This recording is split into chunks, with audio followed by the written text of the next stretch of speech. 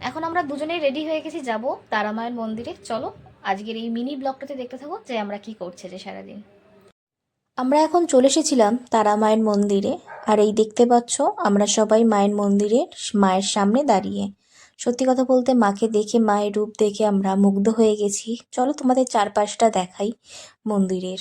এই হলো মায়ের মেন সদর দরজা, যেখানটা এরকমভাবে করা রয়েছে। আর যে সামনেই রয়েছে মায়ের বেদি।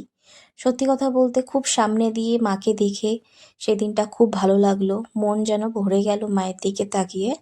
কারণ এইভাবে সচরাচর দেখে ওঠা হয় না, মাকে এত কাছে বা এত কাছে পাওয়াও যায় না। মায়ের চরণ ধরে ভালো করে আমরা প্রণামও করতে পেরেছি, যার জন্য সেই দিনটা মানে শুরুতেই খুব ভালো লাগলো।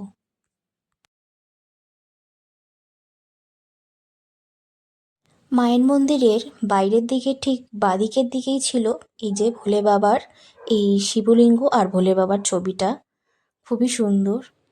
আর আমাদের সত্যি কথা বলতে প্রণাম করে আর মন ভরছে না। আর শ্রেয়াংশীও বারবার মাকে নমস্কার করছে, প্রণাম করছে মাথা ঠুকে। আর এই যে এখন সৌরভবাবুও প্রণাম করে নিচ্ছে মাকে।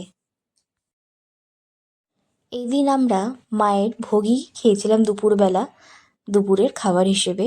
যেটা সত্যি কথা বলতে ভোগের স্বাদ ছিল অন্যরকম। ভোগ মানেই আমাদের কাছে একটা অন্যরকম অনুভূতি। তারপরে চলে এসেছিলাম বড় মিমির সাথেই এই দুর্গাবাড়িতে, যেখানে মা কালীর মূর্তি।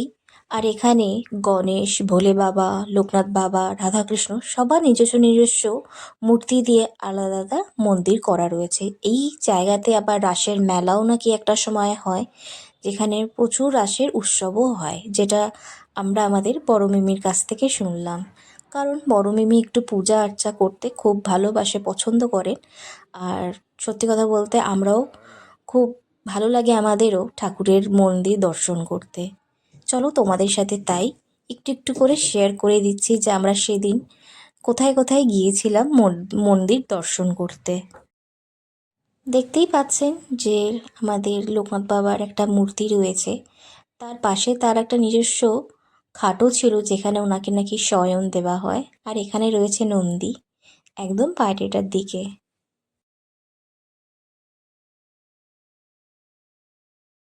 আর এই হলো আমাদের ভোগ, যে অন্নটা আমরা গ্রহণ করব আজকে। সেদিনকের জন্য ছিল ভুনা খিচুড়ি, আর তার সাথেই ছিল পায়েস, মিষ্টি, ভাজাও ছিল। আর সত্যি কথা বলতে এই ভোগ নাকি দর্শন করা খুব ভালো, তাই তোমাদের সাথে শেয়ার করলাম। এখন আমরা চলে এসেছি আদ্যাপীঠের মন্দির। আপনারা ভাববেন না যে আমাদের দক্ষিণেশ্বরের আদ্যাপীঠের মন্দির, এটা হলো আলিপুরদুয়ারের আদ্যাপীঠের মন্দির, যেখানে মায়ের এখন আরতি চলছে। আর আমরা কিছুক্ষণ ওখানে দাঁড়িয়ে থেকে মায়ের আরতি দেখলাম। আর আমাদের ভিডিওটা আমি এখানেই শেষ করছি। আশা করি ভিডিওটা ভালো লাগলো, আর অবশ্যই আমাদের চ্যানেলটাকে সাবস্ক্রাইব করতে ভুলবেন না।